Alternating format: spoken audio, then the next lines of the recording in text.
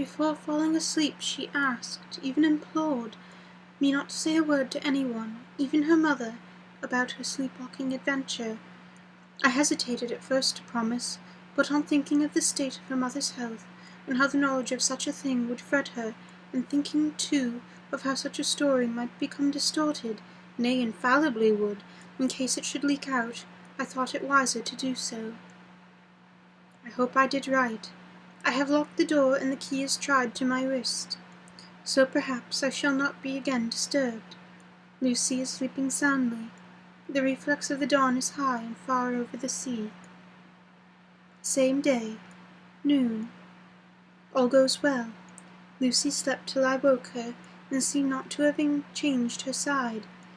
The adventure of the night does not seem to have harmed her. On the contrary, it has benefited her, for she looks better this morning than she had done for weeks. I was sorry to notice that my clumsiness with the safety pin hurt her. Indeed, it might have been serious, for the skin of her throat was pierced. I must have pinched up a piece of loose skin, and have transfixed it, for there are 2 little red points, like pinpricks, and on the band of her night-dress was a drop of blood. When I apologized and was concerned about it, she laughed and petted me. She said she did not even feel it. Fortunately, it cannot leave a scar, as it is so tiny. Same day, night. We passed a happy day. The air was clear, and the sun bright, and there was a cool breeze. We took our lunch to Mulgrave Woods, Mrs. Westenra driving by the road, and Lucy and I walking by the cliff path and joining her at the gate. I felt a little sad myself, for I could not but feel how absolutely happy it would have been with Jonathan with us. But there, I must only be patient. In the evening we strolled to the casino terrace, and heard some good music by Sofa and Mackenzie, and went to bed early. Lucy seems more restful than she has been for some time, and fell asleep at once. I shall lock the door and secure the key the same as before, though I do not expect any trouble tonight. 12th of August. My expectations were wrong, for twice during the night I was awakened by Lucy trying to get out. She seemed, even in her sleep, to be a little impatient at finding the door shut, and went back to bed under a sort of protest. I woke with the dawn, and heard the birds chirping outside of the window. Lucy woke, too, and I was glad to see it was even better than on the previous morning. All her old gaiety of manner seemed to have come back, and she came and snuggled in beside me, and told me all about Arthur. I told her how anxious I was about Jonathan, and then she tried to comfort me. Well, she succeeded somewhat, for though sympathy can't alter facts, it can help to make them more bearable. 13th of August. Another quiet day, and to bed with the key on my wrist as before. Again I awoke in the night, and found Lucy sitting up in bed, still asleep, pointing to the window. I got up quietly and pulled aside the blind, looked out. It was brilliant moonlight, and the soft effect of the light over the sea and sky merged together in one great, silent mystery. It was beautiful beyond words. Between me and the moonlight flitted a great bat, coming and going in great, whirling circles. Once or twice it came quite close, but was, I suppose, frightened at seeing me, and flitted away across the harbour towards the Abbey. When I came back from the window, Lucy had lain down again, and was sleeping peacefully. She did not stir again all night. 14th of August. On the east cliff, reading and writing all day. Lucy seems to have become much in love with the spot as I am, and it is hard to get her away from it when it is time to come home for lunch, or tea, or dinner. This afternoon she made a funny remark. We were coming home for dinner, and had come to the top of the steps up the west pier, and stopped to look at the view, as we generally do. The setting sun, low in the sky, was just dropping behind Kettleness. The red light was thrown over the east cliff and the old abbey, and seeming to bathe everything in a beautiful rosy glow. We were silent for a while, and suddenly Lucy murmured as to herself, "His red eyes again. They are just the same." It was such an odd expression, coming apropos of nothing, that it quite startled me.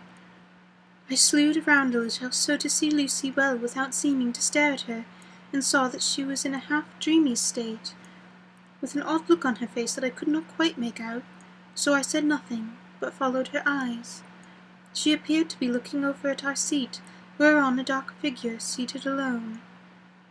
I was a little startled myself, for it seemed for an instant as if the stranger had great eyes like burning flames. But a second look dispelled the illusion. The red sunlight was shining on the windows of St. Mary's Church behind our seat, and as the sun dipped there was just sufficient change in the refraction and reflection to make it appear as if the light moved.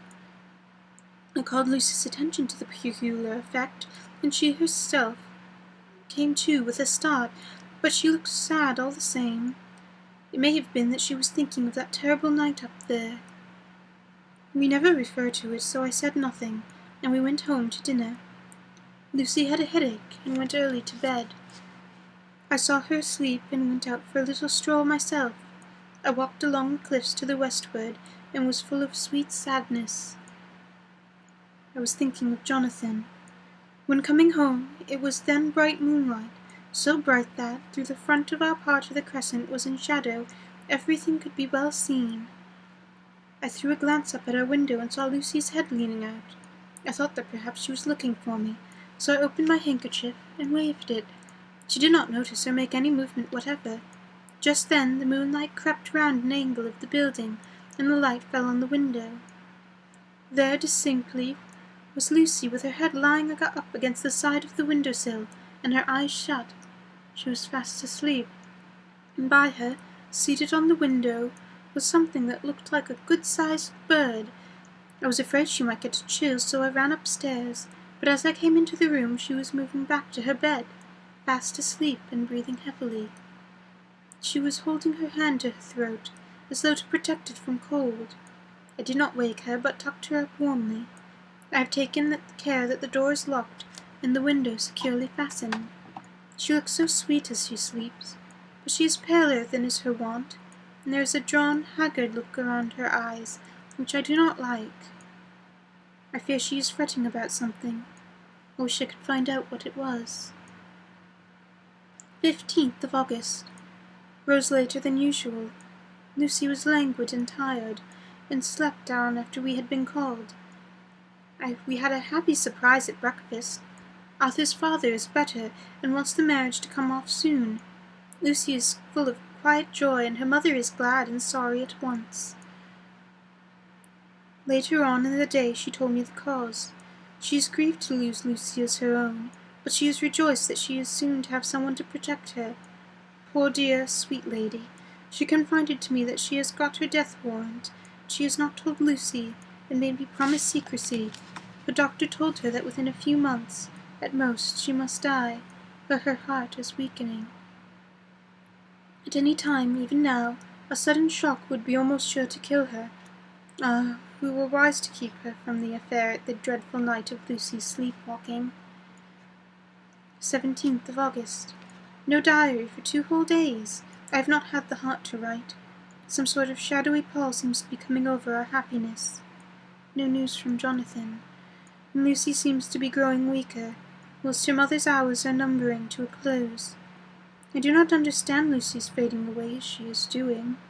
She eats well and sleeps well, enjoys the fresh air, but all the time the roses in her cheeks are fading, and she gets weaker and more languid day by day. At night I hear her gasping as if for air. I keep the key of our door always fastened to my wrist at night, but she gets up and walks about the room, and sits at the open window. Last night I found her leaning out when I woke up, and when I tried to wake her I could not. She was in a faint. When I managed to restore her, she was as weak as water, and cried silently between long, painful struggles for breath. When I asked her how she came to be at the window, she shook her head and turned away. I trust her feeling ill may not be from that unlucky prick for the safety pin. I looked at her throat just now as she lay asleep, and the tiny wounds seem not to have healed. They are still open, and, if anything, larger than before, and the edges of them are faintly white. They are like little white dots with red centers. Unless they heal within a day or two, I shall insist on the doctor seeing about them.